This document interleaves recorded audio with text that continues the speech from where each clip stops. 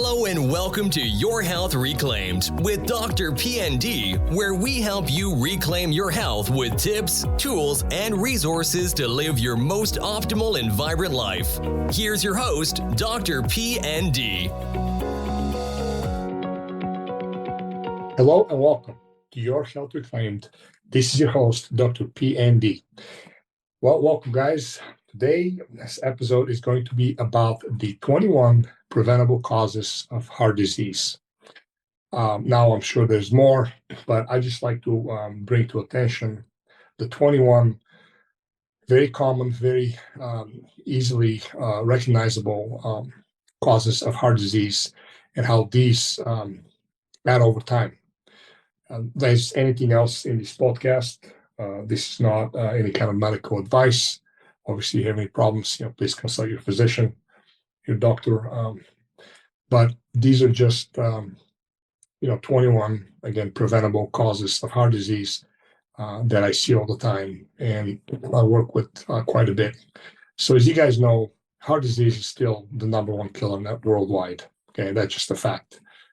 But here's the truth. Many of its causes are preventable. Now, we're not talking about congenital, heart disease, somebody who's born with heart defects and, other issues like that. We're talking about chronic disease particularly towards the heart. And that is something that is, many of its causes, again, are preventable. Some are obvious, others you'll find surprising. Anyway, in this episode, let's unpack the 21 hidden but changeable factors that affect your heart, okay? And ultimately also the simple steps that we can take today to protect your heart. So number one is going to be chronic stress and burnout. Now, chronic stress is very insidious because it sneaks up on you. It's cumulative. And it really does damage. Unfortunately, it does cause damage because it creates oxidative stress, and that will affect, among other things, the heart. In our modern world, busy is literally worn as a badge of honor. Like when somebody asks, how are you doing? People say, oh, I'm really busy. It's not like I didn't ask if you're busy. I ask, how are you? Are you doing okay? Are you feeling well? Are you not feeling well? What's been going on? But literally, if you guys notice, when you ask somebody how they're doing, a lot of times they'll say, oh, I've been really busy. And this busyness, this, super hyper focus on performance is literally worn like a badge of honor. But the reality is, it's quite literally wrecking people's hearts because constant pressure, among other things, raises cortisol, raises inflammation, and raises your blood pressure. And when that thing continues on and on for, weeks, months, years on end, especially, physical damage happens in the organs, but primarily is seen in the heart. It does take its toll. And that's why, chronic stress and burnout have to be addressed. I know there's thousands, perhaps hundreds of thousands of hours on, social media information about chronic stress and burnout. And the key here is not to talk about it or dissect it, but just be aware of it because it will get you. Simple things can be just setting boundaries, take intentional breaks, and understand that proper rest isn't laziness, okay? It's protection for your heart. One of the actually ways I use metabolic symptomology with a lot of my clients, one of the questions I have on there is, do you feel like there's always something, you always have to do something, that always something has to be done? Not that that actually has to be done, but you feel like there's always something that has to be done. You need to do something continuously. That is one of the signs of a revved up central nervous system, of revved up fight or flight mode that you live in. And it's just a sure sign of some form of chronic stress.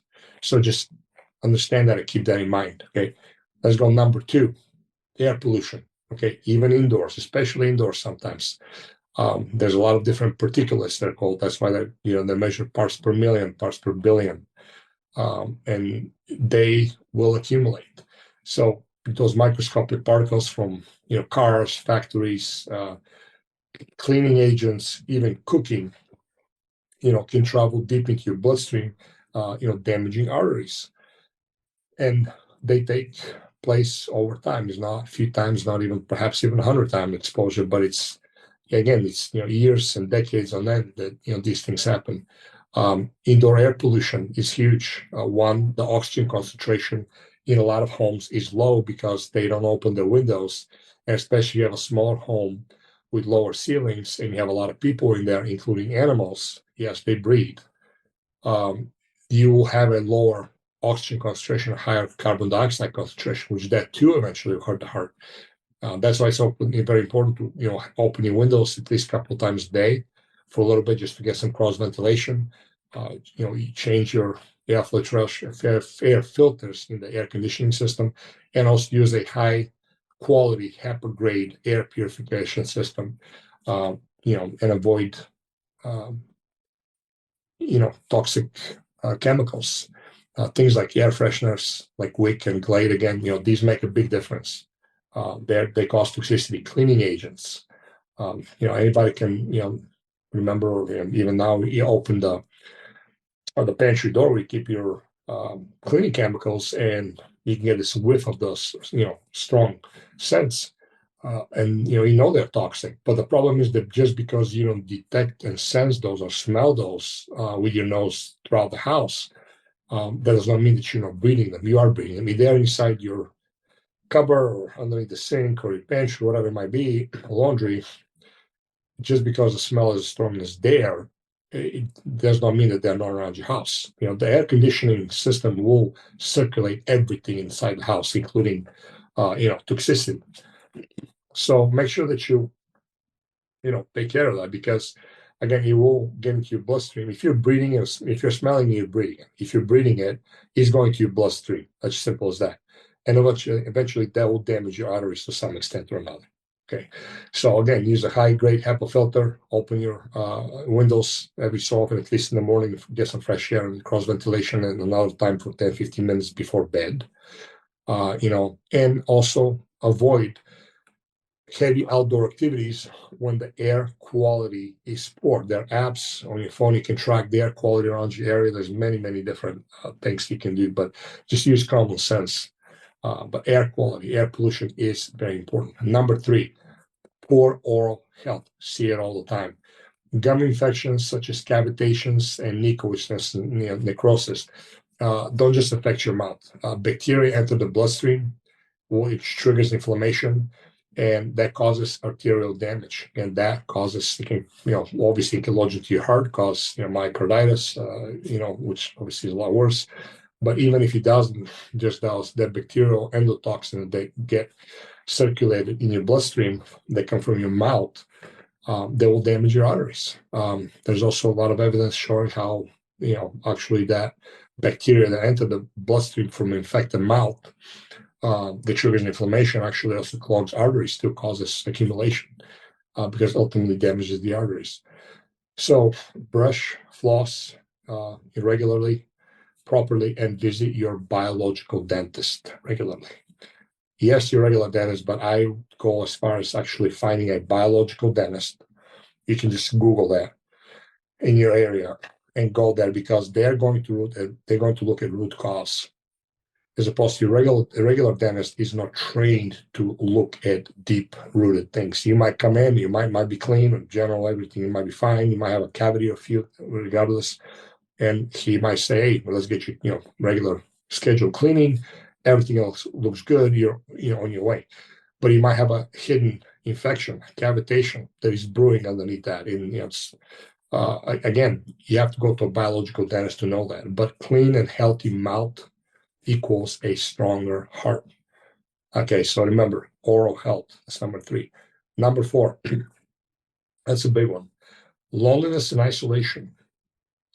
Studies show now that loneliness can be as damaging as smoking. Lack of connections raises stress hormones and blood pressure. In addition to that, we live in a fear-based social media society. The news, mainstream media, social media, any of the media, it is driven for fear, and fear ultimately, anyway, swinging raises cortisol, raises epinephrine, and chronic fear, it will damage your heart by driving inflammation. And that is all, give or take, is seen on mainstream media and social media. So you have the lack of connections that raises hormones, stress hormones, and they'll raise the blood pressure. We currently are actually and have been actually for a while in a loneliness epidemic. You don't believe me? Search it. You'll see. There's a general trend in loneliness in westernized countries. Is becoming a big problem. Europe is having that issue in many places. In the United States, we have been. The former Surgeon General, I believe his name was Vivek. I forgot his last name, but he's been on a mission the last few years, especially to make awareness of that. And he's one of the first ones to officially speak out as an authority against the loneliness epidemic that we're experiencing here in the United States. So whatever you do, you gotta stay connected. Call a friend. Join a club, a class, volunteer. Look at his connection with people as medicine. You don't have to have ultimately the same beliefs and the same everything. And if you're looking for the best of friends, that's not what I'm talking about here necessarily. If you have those around you, especially if you're older now, that's great. Consider yourself very lucky and blessed, because many people don't. People move, people grow apart, people die, unfortunately, and it just causes that, just the way our dynamic in society is. But be around people, find some common ground with folks, and again, whether it's hobbies of some kind of club, class, volunteering, be around people and actively make connections. When we used to be young, not just children, but college, high school, young adulthood, I don't know, it was so simple to make friends, just people around you all the time, give or take. The older you get, the lonelier it gets. However, this loneliness epidemic is actually now affecting young people, 20s, teenage years, and so forth. So remember that loneliness and social isolation is number 4. Very, very important to address. Number 5, endocrine disruptors in plastics, particularly. Things like, the chemicals, like BPA and phthalates in plastics and cosmetics mimic hormones and interfere with cardiovascular balance. It is a real thing. That's why you see a lot of BPA-free stuff, phthalate-free, this free, that free. It is a problem. It is a big problem, and these have to be addressed. One of the best ways to address that, obviously, you can't live in a bubble with none of those things that I'm describing here, but the goal is to reduce things. So in this case, endocrine disruptors in plastics can be reduced by ditching plastic bottles. So don't drink out of plastic. Don't eat out of plastic. Avoid microwaving plastic. Okay, and use glass, ceramics, or stainless steel instead. It's really simple. It's not that hard. If you out and about, or a guest or a trip or something, you have a drink out of a plastic bottle for a few days or a week, not a big deal. But remember, it's the majority of the time, because everything here that I'm describing is not a one and done, is not the end all be all. It's all of it combined over a long period of time in some form or another. And it's different for different people, but it's the cumulative effect of all of those aspects here that I'm going to have described, that accumulate over time and cause damage over time. So get the big picture. Don't hang on to every little thing and try to do it 100%. Just get the gist of it and try beginning to eliminate little by little as much as you can. The more you practice this stuff, the more you're going to do them, the more you're going to be able to do of them, and the better you're going to be. So just keep that in mind, okay? So that was number 5. Number 6, sitting too much. Even if you're at the gym, on a regular basis, and you honestly get a high quality workout, you have your cardiovascular workout, you do sauna, you do high intensity progressive resistance training, which is kind of like the pinnacle of training, has the most effect. That's great, but it doesn't matter, because hour of sitting slows circulation and metabolism. And there's a lot of other things linked to sitting prolonged periods of time. You can Google it, you can search it, you'll see. But basically avoid that at all costs. Stand up and move every 20, 30 minutes. It just a short burst of movement matters as much as workouts, believe it or not. Okay, that's just very important. And try to stay erect when you sit. Keep your core tight, keep your spine nice and long and straight, and breathe deeply, normally at least, not like little shallow breath when you're hunched over. So simple, free, but very accurate and very important. So again, sitting too much. Number 7 is autoimmune diseases and chronic inflammation. Okay. Conditions like rheumatoid arthritis, lupus, increase inflammation throughout the body, including the arteries. Yeah. Work with your healthcare provider to control inflammation, better eliminate it. Add a lot of inflammatory, high quality foods and supplements, things like turmeric, ginger, pomegranate, boswellia, or frankincense, pomegranates and berries. One of the best organic, obviously, but one of the best fruit choices for many, many different health benefits, including that. But, again, you're having chronic inflammation, especially high chronic inflammation in the body. It is a disaster waiting to happen, regardless. So just keep that in mind. And for these conditions, you will have to work with a professional to be able to walk you through how to address them. Okay, number 8, artificial sweeteners. They are not good. That's a metabolic poison. There's a lot of issues. A lot of them are neurodisruptive, neuroendocrine poisons, what we call them. They are not good in any way. Even those 0-calorie options actually will alter gut bacteria and metabolism. Like, some of the favorite, drinks that people, use, Coke and Pepsi Zero, and a lot of the, zero-based, calorie, zero sugar-based, drinks. These are metabolic poisons. Okay, and they will increase heart risk without fail. It's just going to happen. A lot of times people in the misconception, okay, well, I'm not consuming sugar and I'm drinking a 0-calorie drink. A lot of those drinks are, with those artificial sweeteners, will actually set you up faster for insulin resistance than actual regular sugar would. So you have to eliminate those artificial sweeteners completely. They're also neurotoxic. A lot of them are. They're not good. Splenda or sucralose, that's the generic name, but the brand name is Splenda. That's for a fact is known to disrupt microbiome actually very, very fast, within months. So stay away from the stuff at all costs. Number 9, hidden thyroid dysfunction. Even mild thyroid imbalances over a long time can raise cholesterol, alter heart rhythm, and strain your system. If you experience fatigue, palpitations, weight shifts up or down, get a full, proper thyroid panel check. And I'm not talking about the regular TSH and T3 free and maybe T4. I'm talking a full thyroid panel is going to have about good 10 different tests on there because you want to see what the breakdown is. So it has to be a comprehensive, full thyroid panel because, again, that too eventually will lead to problems. Number 10 is going to be tap water contaminants. I hope you don't drink tap water. If you guys listen to this podcast, I really hope things have been drilled in so far that you do not drink tap water.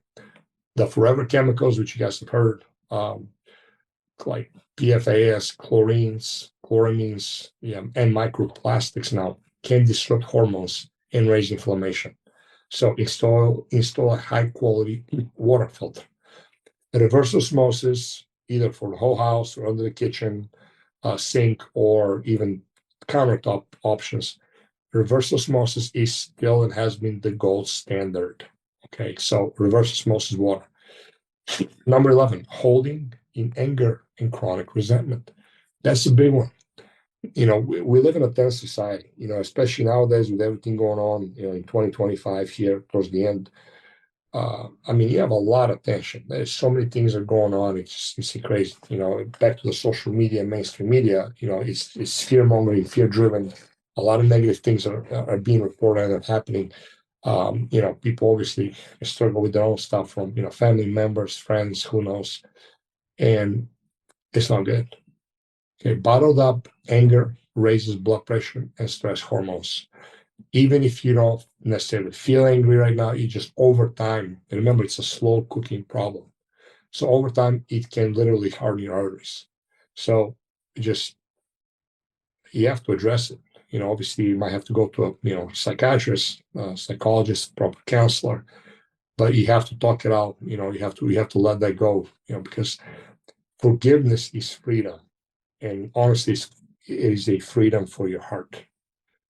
You talk to anybody who has dealt with their anger and resentment. Okay, they have chronic anger and chronic resentment for whatever reason. They've truly, truly dealt with it.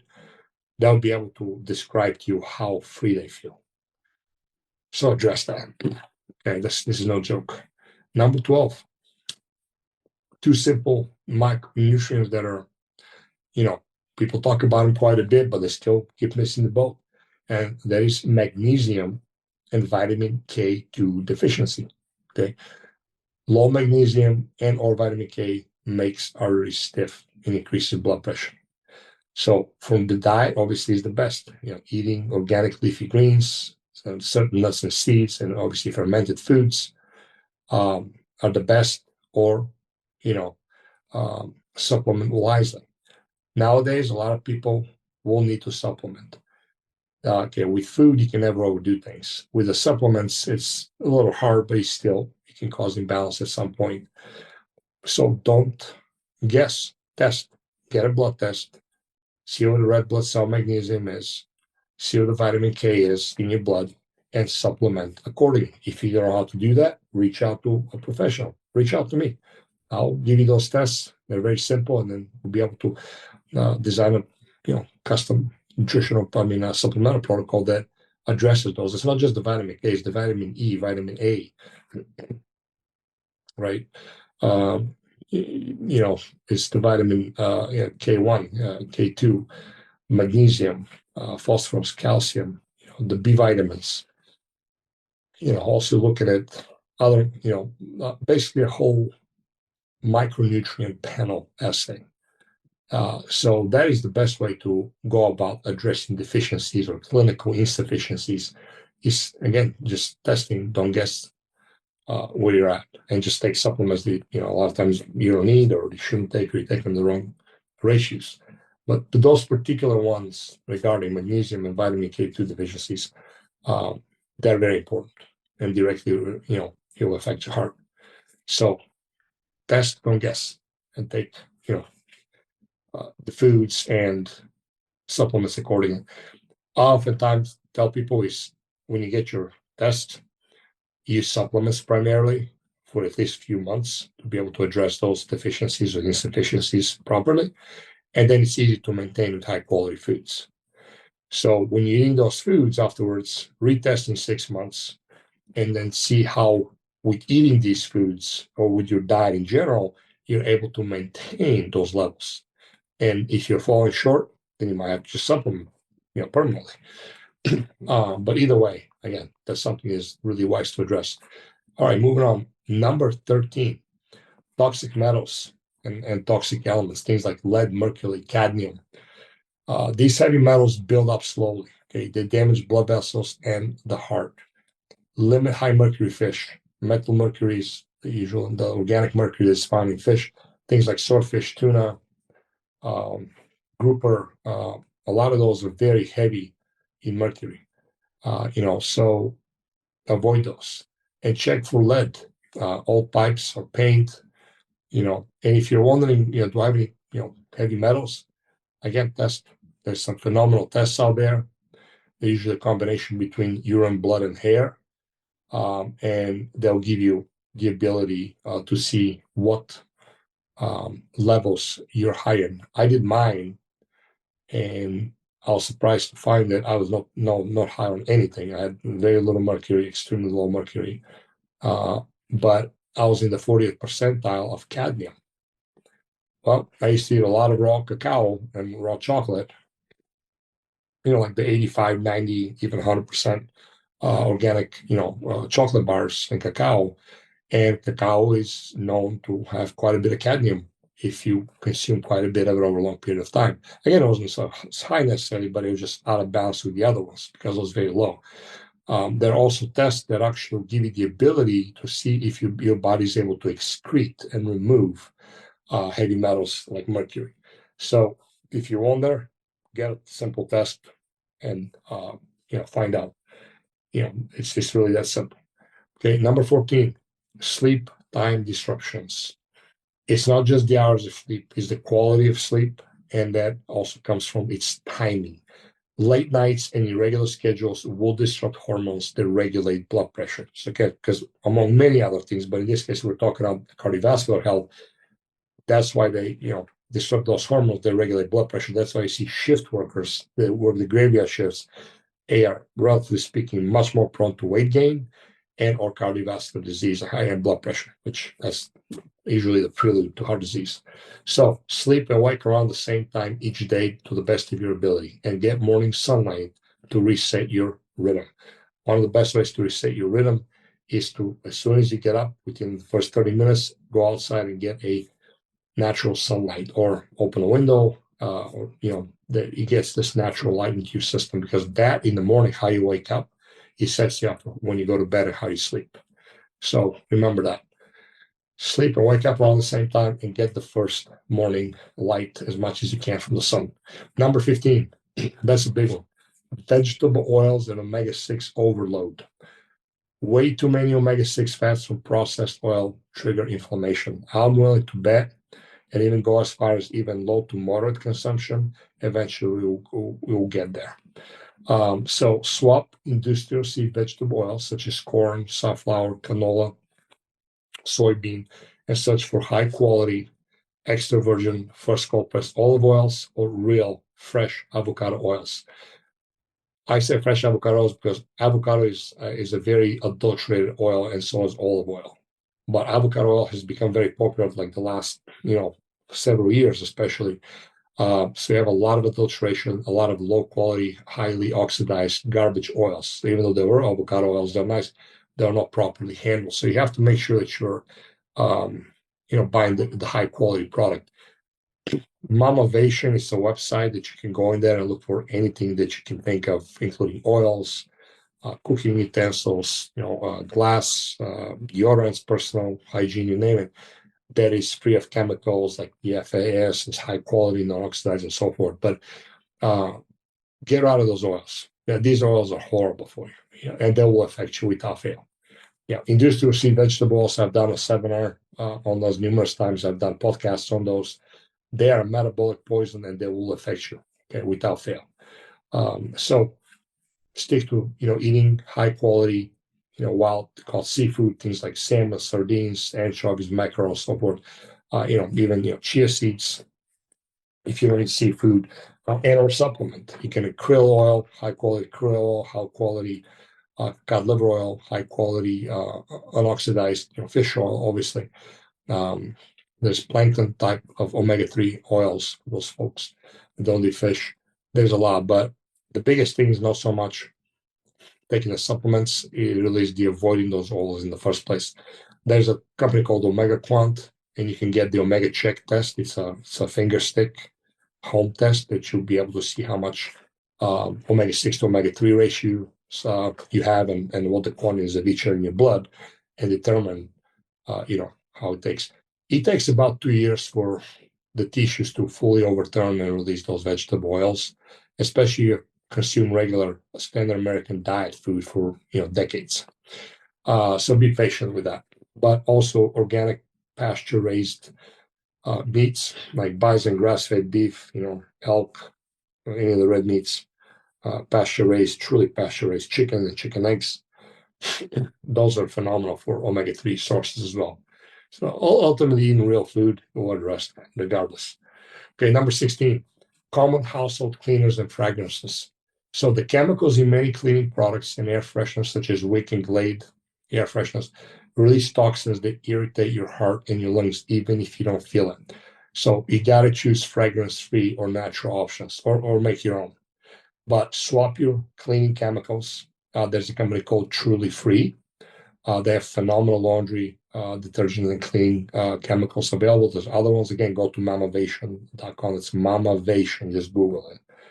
You'll be able to search whatever you want to replace, whatever healthy alternative. You'll be able to search that.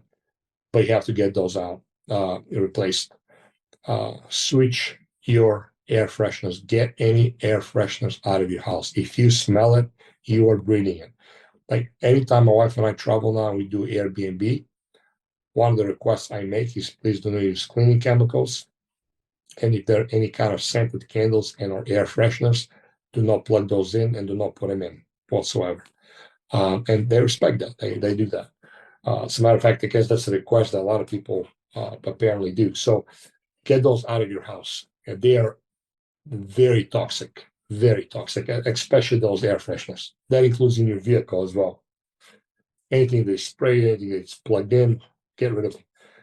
Candles included. If your candle is not made with soybean wax or beeswax and natural essential oils, 100%, get rid of it. Because remember, if you smell it, you're breathing it. That's just a fact. All right, number 17, cold weather and sudden temperature changes. I know it sounds weird, but sudden drops in temperature actually constrict blood vessels, forcing your heart to work harder. So in cold weather, especially dress warmly, especially in layers, and avoid intense activity in freezing conditions or very cold conditions. You guys know, like sometimes you go in a very cold place, you sit outside, and your hands get sort of bluish a little bit, and they get nice shriveled up and cold, and you can't see your veins anymore. And if obviously they're very cold to the touch, that's a perfect example of circulation being restricted. So trying to exercise, especially in weathers like that, or shifting from very cold to very hot, it is not healthy. Okay, especially when it comes to for elderly people. When it comes to contrast bathing, that's different. We're not talking about cold plunges and saunas and stuff like this. Is different. Although that can apply to certain people, especially with thyroid issues, with circulatory problems, and so forth. But this is just a general thing. Just keep that in mind. If somebody lives in Florida or any of the southern states, you don't have much to worry about that here. Number 18, vitamin B12 deficiency. Cheap, easy, and very, very easy to address. But low B12 levels increase homocysteine, especially in susceptible people. And that's a compound that is linked to damaging arteries. So those, especially in vegans, plant-based diets, and or over 50, should consistently consider taking daily B12 supplementation. But again, you can always test first and see where you're at, okay? Number 19, food packaging chemicals. PFAS, these are the forever chemicals, and phthalates, among many other, from food wrappers and takeout containers leach into your meals and impact your hormones. So go for fresh foods and store leftovers in glass, stainless steel, and not plastic, and try to avoid. Like sometimes we get invited, if with the rare occasions that we go to a restaurant, you'll get something and we have a takeover. I usually finish my food, but my wife will take hers with her, some of it with her at home. I'll line up napkins and in the container, put the food on top of it, and then put another napkin and then close the container, which is either made out of plastic, some kind of biodegradable product, or styrofoam, which ultimately you're going to have plastic exposure. You can even see it when you bring the container, just kind of swipe your finger gently on top, you're going to see that chemical glaze on there. As soon as the food, especially the warm food, gets in there, it will absorb immediately. So you are going to end up consuming it. Again, little things matter and details matter, and all these things are cumulative over time. Okay, so food packaging, chemicals, avoid those. 19. Okay, let's go to 20. Emotional connection and mindset. The emotional connection aspect is kind of piggybacks off of the loneliness and isolation, but ultimately your thoughts shape your biochemistry to a large extent. So calm, connected mind, lower stress, blood pressure, and inflammation. So things, they're annoying, obviously, but things practicing like gratitude. Now, some people, these things come easily, naturally. My wife is very easy. She's very grateful. I struggle with that. Okay. I have to be very intentional to be able to feel gratitude and to really project that and speak it. But practicing gratitude, meditating, and spending time with people who lift you up we all know energy suckers, people that's absolutely draining. Some of us are a lot more sensitive to those type of people. Some are more resilient, but eventually everybody's got a breaking point. And you guys know yourself how there were days you just felt phenomenal, and either you got a phone call or you met somebody and they just unloaded on you. And next thing you know, you're just like, man, what happened? I just want to go home and like don't do anything. So you really have to surround yourself, spend time with people who truly lift you up, or greatly mitigate those people. If you have a lot of family or certain friends that even though are good friends, they have a limit, and you have to communicate with them what they can talk about with you and what they can't, or perhaps limit your interaction with them. But you have to address those because those people really drain you. Bottom line is emotional connections and mindset. These are very, very important. Again, it's books have been written, videos, podcasts, you name it, has been done on it, but just keep that in mind. Okay, number 21, the last one. Eliminate food sensitivities that trigger constant low-grade inflammation. Okay, so you might be eating an all-natural, whole food, nutrient-dense, organic diet, and that's awesome. Okay, but if you're consuming foods that you're sensitive to on a regular basis, let alone daily, you're causing yourself harm. Okay, and in turn, eventually, your heart. Okay, you're gonna hurt yourself. So, for example, if you have palpitations or you get a heavy heartbeat after eating certain foods, most likely it's a sensitivity food issue. So, don't guess. Test. Use something like the IgG Food Explorer. That's what I use with all my clients. Okay, reach out to us. I'll prescribe it to you. It's a very simple test. It's a home test. Test over 286 different types of foods, including molds, to see if you are sensitive to them. And if you have a severe sensitivity, you eliminate those. Really that simple. That'll make a big difference. Okay. So these are 21 things. I know this is a big list. You don't have to do those at all, but one at a time. Start somewhere. So the biggest takeaway, heart disease doesn't start in the hospital. Okay. When you get there and your doctor's office and you get diagnosed with it, at that point has started decades ago. Okay. At the very least years ago. So ultimately it starts in daily choices. So from your emotions to your environment, every little bit adds up. Remember, I told you from before, this is a slow cooking damage, usually years, if not decades. So start with one change today.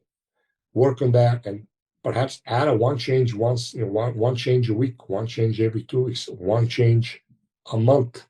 In 2 years, you'll have them all. Okay, but start.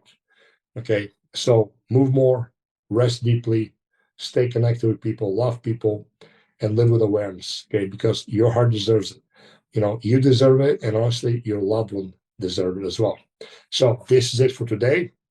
I hope you guys enjoyed that. Again, there was nothing probably new you have heard, but again, I'm trying to build and bring to you guys applicable awareness of reality. And disease does not have to defy you, and you don't have to succumb to those problems that a lot of people do.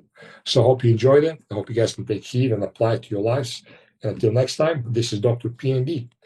And if you guys have any questions, please go to drpnd.com, reach out to us. We do free consultations. And if we can help you in any way we can, we would love to do so. Until next time.